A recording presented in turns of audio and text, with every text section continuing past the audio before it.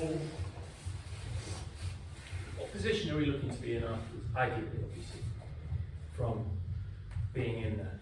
Close guard top. On top in the close guard, or even with a pass, but in reality, close guard top.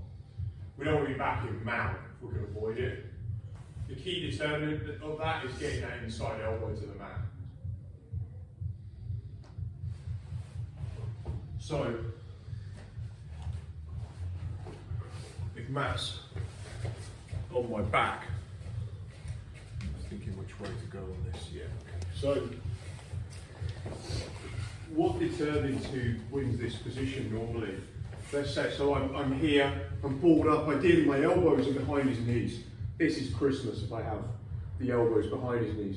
Just like when we're guard passing, if I can get my elbows behind Matt's knees, this is just, it doesn't matter that I'm not facing him. It's all the same, it's universal principle. Elbows behind his knees gives me the sack pass, the ability to sack it.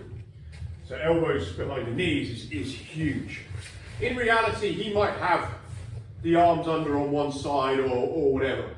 If he has the arm under, we generally talk about this is the choking arm. I can kind of try and wrap that other arm in, but this is the arm that's the danger for me. Okay, so I'm here. Ideally, I still want to make it as hard as possible for Matt to sink. For Matt to pull me. So I sink, pull. I want to make it difficult. A little bit of hips off the ground, his body takes the strain. So I'm going to be thinking about my heel again. I'm always trying to create, you feel that little bit of tension, Matt, on this, of here. I don't want my legs just like this doing nothing. I want to turn that heel when I'm clearing hooks. Always turning that heel. So I create that little bit of tension, shoot, and now we're here.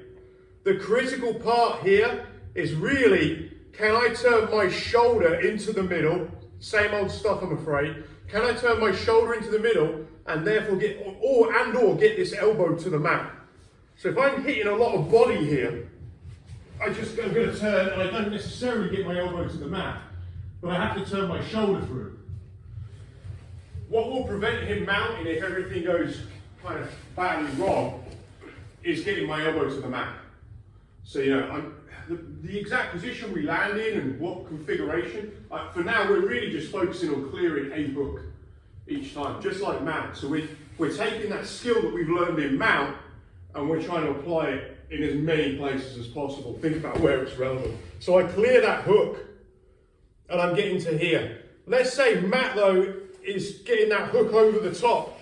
Right, he starts to get this hook over the top. The key thing now is as he tries to come on, this elbow hits the mat. If I get this elbow to the mat, it kind of makes it very hard for him to mount, and it usually means I can actually get on top, even late. Does that make sense? So it's really about, if I can get these shoulders into the middle of the base again, back to the stand-up drill, I can turn all the way in without the elbow hitting the mat. But this is what we're kind of playing with, is if I can't get that, my elbow goes to the mat. Like this again. Because we're effectively going into a mount position. So I'm here, set my scarf hold up. Imagine I've got him in that scarf hold. It's that kind of idea of pulling my bum to my heels to make it hard for him to pull me up. Now I want to clear a hook using that tension.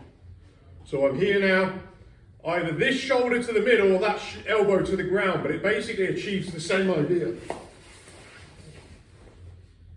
And this is the optimal position, most likely the most optimal position normally that we're going to get if the guy's got game. Occasionally we might be able to pass the guard. Any questions on that?